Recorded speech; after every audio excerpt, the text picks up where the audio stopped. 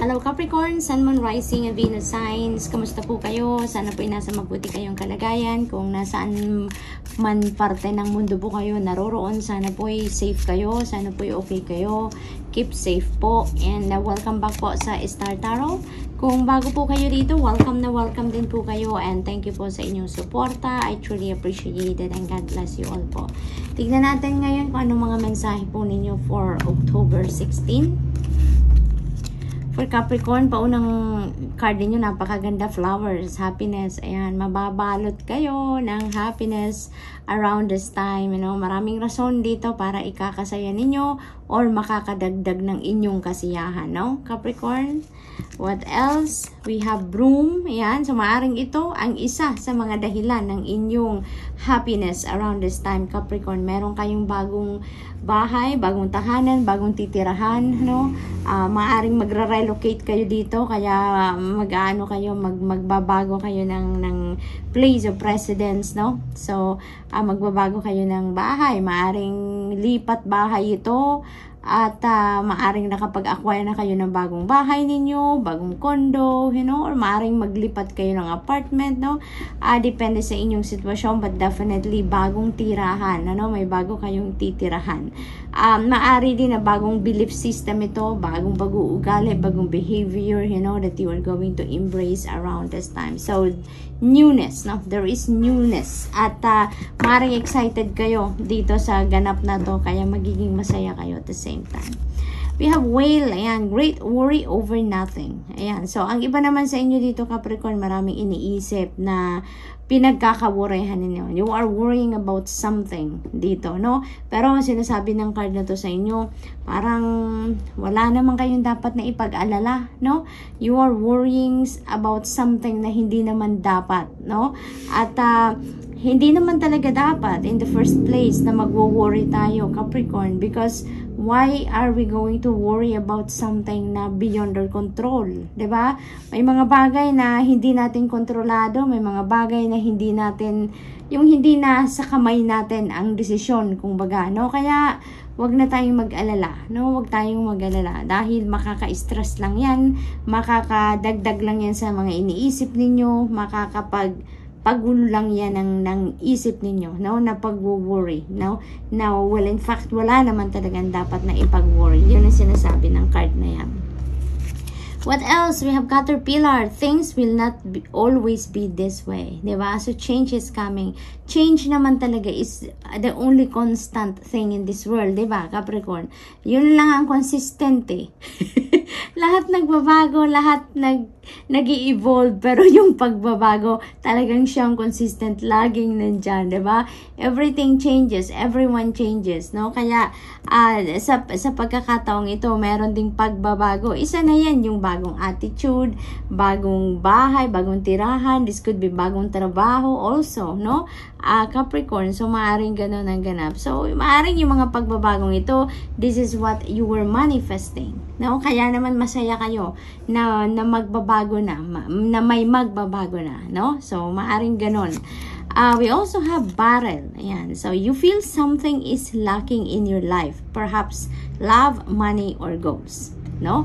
Capricorn, alalahanin din natin lagi, no? Capricorn, na kung ano yung iniisip natin, anong nararamdaman natin, it is very powerful. Dahil yun ang yun ang nagmamanifest sa 3D reality natin. Yun ang nangyayari sa realidad. Kaya, make sure, no, na nandun lang tayo sa positivity, no? Nandun lang tayo sa positive mindset, positive thought, positive feelings and emotions lang lagi. Ang i-entertain natin sa buhay natin. Huwag tayong mag-entertain ng mga feeling of lack, no? Yung LACK na lack. Huwag tayong mag-entertain yan as much as possible dahil kapag yan ang iniisip natin, pag yan ang nararamdaman natin, you know, yun ang maa-attract natin sa buhay natin, Capricorn. Yun ang kind of energy na mai-invite ninyo sa buhay ninyo. Kaya, wag tayo doon, no? We prefer to be abundant, we prefer to be happy, we prefer to be prosperous. Kaya, doon tayo umangkla. Doon tayo sa mga positive mindset at positive thoughts, positive feelings and emotions tayo umangkla. Huwag tayo sa mga negatibo dahil ayaw natin ng mga negatibong mangyari sa buhay natin, no? So, our thoughts, our feelings are very powerful, kaya doon tayo. Okay? Huwag na natin itong isipin, huwag nating i-entertain ito na feeling of lack, no? Para nang sa gayon hindi pagkukulang or hindi kulang, hindi sapat ang ma-attract natin sa buhay natin, no? Mas magandang prosperous and abundant and positive mindset tayo nang sa gayon maging prosperous and abundant and positive experiences and situations lang din ang dumating sa buhay natin. Okay? Older man, dealings or relationship with an older man. This could be anyone sa buhay ninyo, depende sa inyong sitwasyon. Maaring si older man is maaring manliligaw ninyo, maaring asawa ninyo, maaring boss ninyo, maaring dad ninyo, maaring grandpa ninyo, depende sa inyong sitwasyon. But maybe, si older man is going to play a significant role sa buhay ninyo around this time. Maaari din nakatrabaho ninyo yan or boss ninyo, no? What else? We have younger woman naman. Ayan, dealing sa relationship with a younger woman. So maybe katrabaho din ninyo ito, no? Si younger woman, it could also be your daughter, 'di ba? Maaring ganun or kapatid, no, na mas bata sa inyo, Capricorn. So maybe that is what you are going to deal with, no, around this time.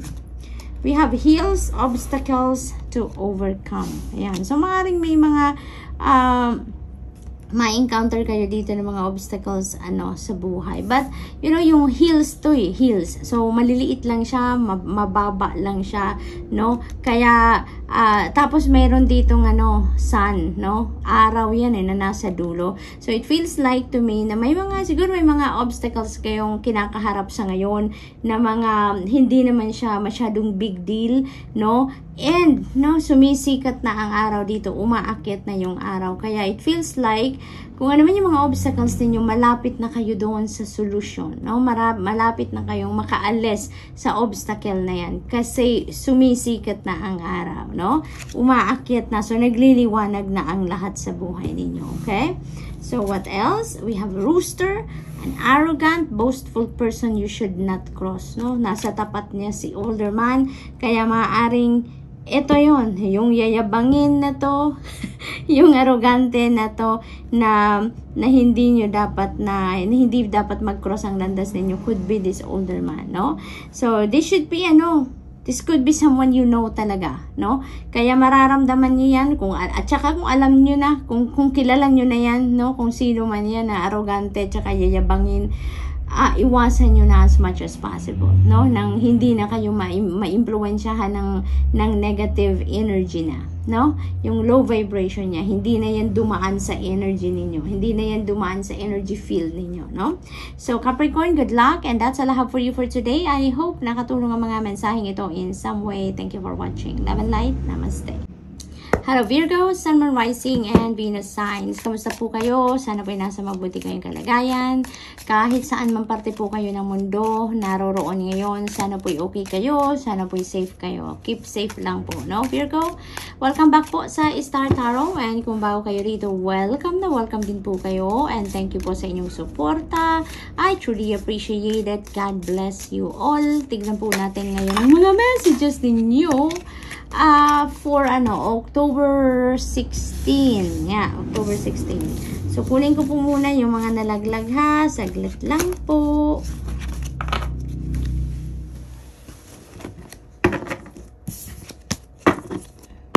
Yan. So, tignan natin kung anong ganap para kay Virgo.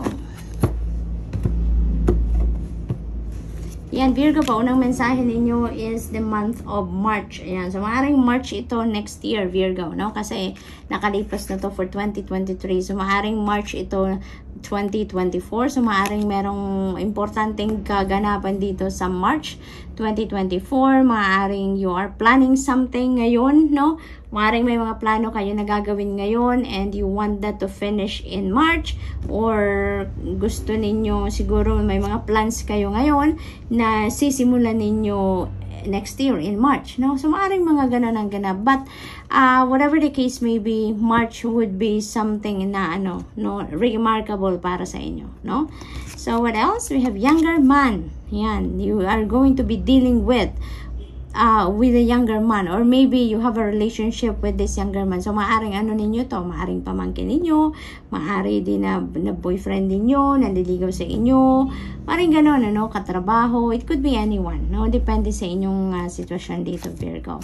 We have the energy of the carrot. Napakaganda. Or this is an opportunity coming in, or maybe a windfall. So, most likely, financial opportunities ito, no? Financial blessings sa maaaring dumating. We have a windfall. So, may mga maaaring, windfall of money, no?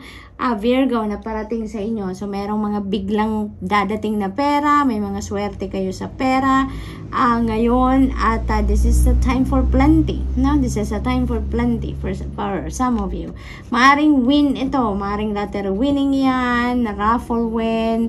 It could be, regalo din sa inyo. Maaring merong magregalo sa inyo. Merong inheritance dito. Maaring ganun din. Basta something na hindi ninyo pagtatrabahuan, no? Yung maaring dumating na pera sa inyo. Maaring panalo din yan, ano? Maaring panalo sa mga iba't ibang klaseng game of chance, no? Virgo, kung may tinatayan kayo. So, you also have flowers. Yan, napakaganda. Happiness. Mababalot kayo ng happiness around this time, no? Marami kayong rason para maging masaya, no? Mga bagay dito na blessings na parating sa inyo na ikakasaya ninyo, tulad dito ni energy ng carrot. You also have both. Oh my God, look at that, Virgo. Money or property through an inheritance. Para na-mention ko na yan kanina dito na maaring inheritance ang dumating sa inyo dito. Winning. Sinabi ko din yan dito kay Carrot na maaring panalo yan, no? Or windfall. Holy moly, Virgo. Tignan ninyo. Windfall. This could be a double win. No, Virgo, kung panalo talaga to, this could be a double win. Ayan, so bonggang-bonggang pera ang parating, ang maaring dumating sa inyo, Virgo, no? This is both energy, isang barkong pera, ang maaring dumating sa inyo. Kaya kung ako sa inyo, Virgo, i-align ko na ang energies ko with these energies. Look at that, napakagagandang financial blessings, no? Ang maaring dumating sa inyo, kaya naman magiging masayang-masaya kayo, no? So, align your energy, your thoughts, your feelings, and emotions with this energy ng sa gayon, yun ang ma-attract ninyo. No? Tanggalin na ninyo yung mga negative feelings, thoughts, and emotions ninyo dito nang sagin walang blockage, no? Between you and these beautiful blessings. No, Virgo? What else? We have club, and someone will try to make you do something against your will. Ayan, so maaring si younger man yan, no? Na maaring pilitin kayo na gawin ang isang bagay na hindi bukal sa inyong kalooban. So, it's all up to you ngayon, Virgo, kung ano ang gagawin ninyo. How are you going to approach that situation? Now, use your own discernment and judgment in that case, okay? We have misunderstanding. So, maaaring dahil dito, siguro hindi kayo susunod dito sa taong ito kung sino man ang magtatry na i-convince kayo na gawin ng isang bagay na hindi nyo naman gusto or hindi bukal sa loob ninyo. Maaaring magkaroon kayo ng misunderstanding with that person kasi maaaring mag-insist kayo na kung gagawin nyo lang kung ano ang tama, na kung ano sa palagay ninyo ang tama. So, kaya maaaring magkaroon kayo ng hindi pagkakaintindihan dyan dahil baka hindi kayo maintindihan ng tao, diba? My God. So, man, ayan, dealings or relationship with a man. Ayan. So, itong man na to, maaari din na this younger man. Ito, no? Maaring siya din yan. Or, this could be someone else, no? This could be someone else. So, feeling ko, it's either younger man or itong man na to, if this is a different person ang involved dito, no? Sa dalawang sitwasyon na to. So, maaring siya din yan. So, what else? We have bridge and successfully overcoming a problem. Ayan. So, napakaganda. Kasi kung ito yung sitwasyon na pinoproblema ninyo, easy peasy lang yan sa iyo, no? Easy peasy. May itatawid mo ang sitwasyon na yan ng walang problema, no? kung meron man kayong pagkakaroon ng misunderstanding with the person involved dito sa sitwasyon na to, you have nothing to worry about kasi ma-fix ninyo yan, mapag-uusapan ninyo siguro yan nang mabilis at magkakaintindihan kayo. You will end up with a compromise or you will end up in a peaceful resolution. So that's really beautiful. So napakaganda no ng mga energies ninyo around this time, Virgo. So congrats, and I hope and I wish no na dumating talaga ang isang barkong kaperahan sa inyo. So Virgo, that's all I have for you for today. I hope nakatulong ang mga mensaheng ito in some way. Thank you for watching. Love and light. Namaste. Hello Taurus, Sun, Moon, Rising, and Venus signs. Kamusta po kayo? Sana po ay nasa mabuti kayong kalagayan. Kung nasaan mang parte po ng mundo kayo naroon, sana po ay safe kayo. Sana po ay okay kayo. Keep safe po, Taurus. Welcome back po sa Star Tarot. And kung bago kayo dito, welcome na welcome din kayo. And thank you po sa inyong suporta. I truly appreciate it, and God bless you all po, Taurus. Tignan natin ang mga messages for you today. This is for October 16.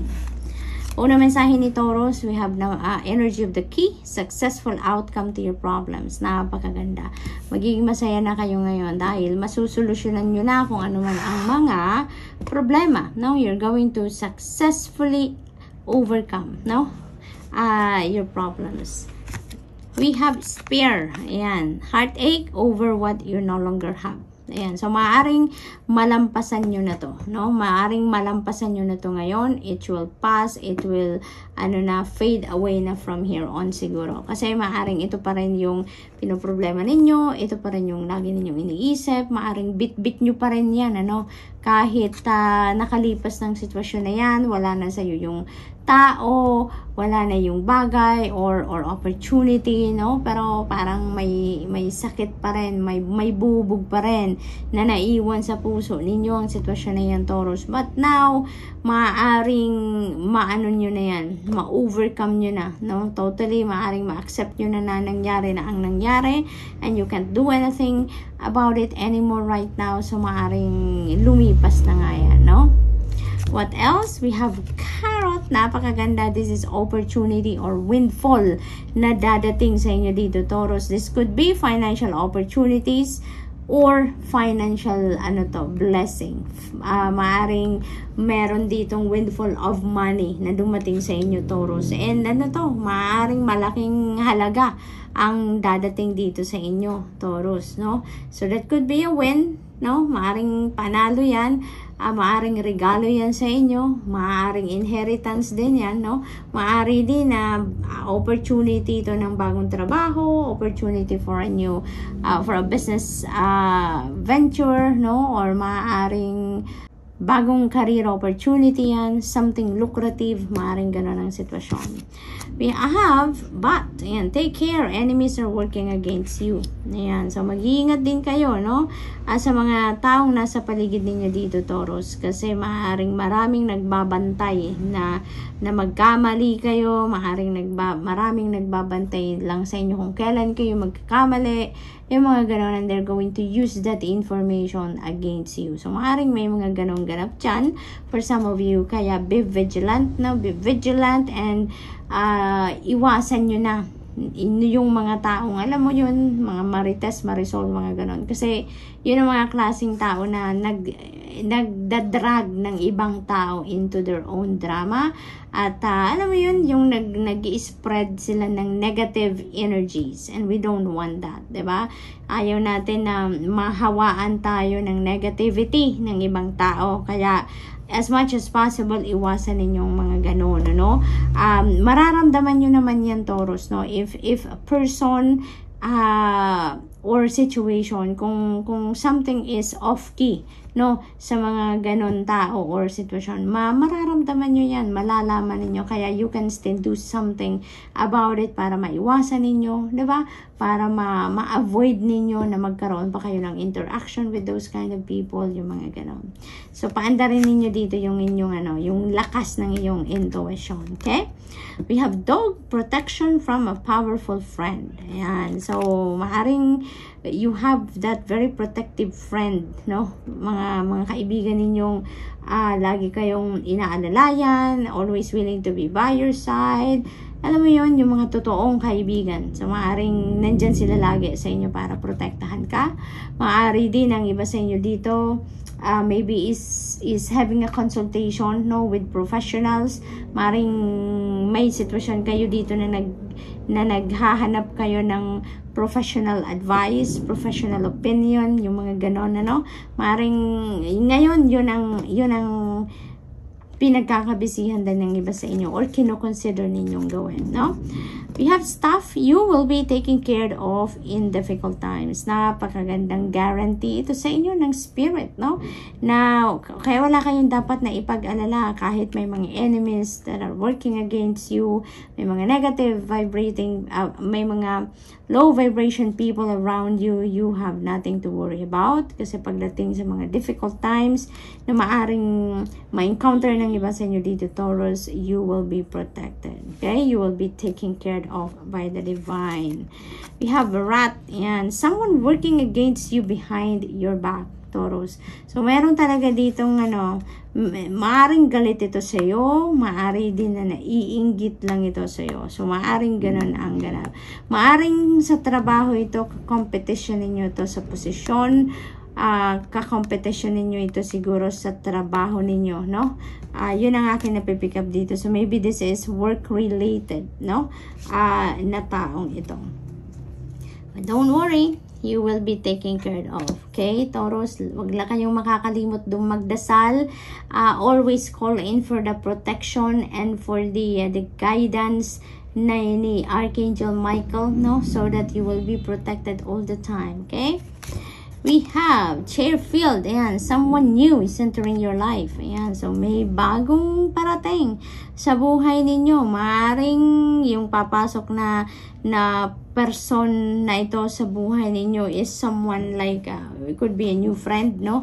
Makikilala ninyo, or maybe a professional that, is going to help you dito, no? Maaring magiging parte na rin siya ng buhay ninyo, no? Maaring ganun ang ganap. What else? We have excitement. Ayan, firecracker. Napakagandang pagtatapos ng reading ninyo to. Because there is going to be something happening dito that is going to excite you a lot, no? So, maaaring dahil nakalinya din siya kay Carol, maybe this is a beautiful opportunity, no? Maaaring financial opportunity ito. Trabaho, karera, negosyo, along those lines, no? Pagkakaroon ng maraming pera, no? Maaaring yon ang magpapa-excite sa inyo dito. Maybe that is the exciting event, no? Na dadating sa inyo. Kaya naman maraming naiinggit sa inyo dito. Maraming gustong makuha kung ano ang meron ka, no, Taurus? So, always pray, Taurus. Always pray. Always keep your hope and faith alive. And of course, yung inyong trust sa Panginoon at ang inyong pagdadasal, lagi lang ninyong gagawin yun, no? So, Taurus, good luck, and that's all I have for you for today. I hope nakatulong ang mga mensaheng ito in some way. Thank you for watching. Love and light. Namaste.